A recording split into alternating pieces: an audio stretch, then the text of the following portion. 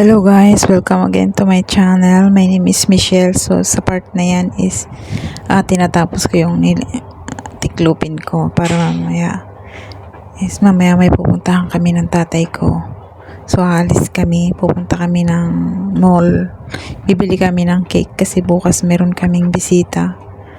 So ayan, binibilisan ko magtrabaho. Mamaya isusunod ko na yung CR niya.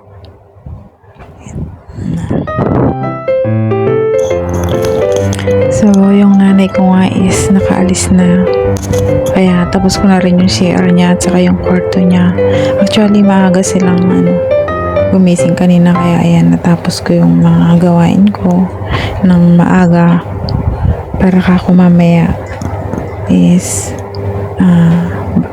bago kami umalis is nalinisan ko na lahat. So, pag uwi ko, makakapagpahinga na rin ako. Wala na akong gagawin. Yun, nakapahinga na lang. Actually, magaan naman yung trabaho ko dito. Hindi naman mahirap yung pagtatrabaho ko. Hindi mahirap yung mga ginagawa ko dito sa kanila. So, madali lang naman. Ayan. So, ayan. Minsan,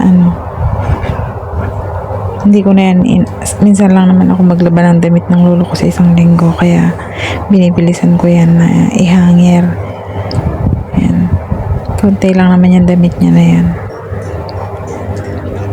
Kahapon ko pa yan nalaban, ngayon ko lang, kanina umaga ko lang tiniklop. Alam nyo guys, dito hindi naman yung trabaho ko is hindi naman siya masyadong mahirap, hindi naman siya mabigat gawin, ganun. Hindi pa naman sila masyadong alagain. So sa tanghali hindi ako nagluluto, minsan lang ako magluto, madalas gabi kasi lumalabas yan sila sa araw. Pag darating yan sila mga hapon na, mga alas 4 ganyan, alas 3. Yan. So ako lang naiiwan dito mag-isa. So naire-rest ko yung sarili ko kahit pa paano. So super thankful din ako kasi yung mga amo ko is mababait. Yan. Hindi sila yung amo na mahirap pagtrabahuhan, ganyan. So madali lang naman. Yan. Minsan nga ang matatanda kasi minsan may sumpong. So tayo minsan sinusumpong rin tayo, ganyan, kagaya rin nila. Pero kailangan i-handle mo siya ng maayos, gampanan mo siya ng may pagmamahal. Kumbaga, ipadama niya natin sa kanila na mahal natin sila, para natin silang mga magulang, para yun, magkakasundo tayo. Minsan kasi yan, moody sila. Ayan, pabago-bago sila ng parang mga bata din, pabago-bago ng attitude, ganyan. Di ba tayo rin naman minsan ganun. So ayan,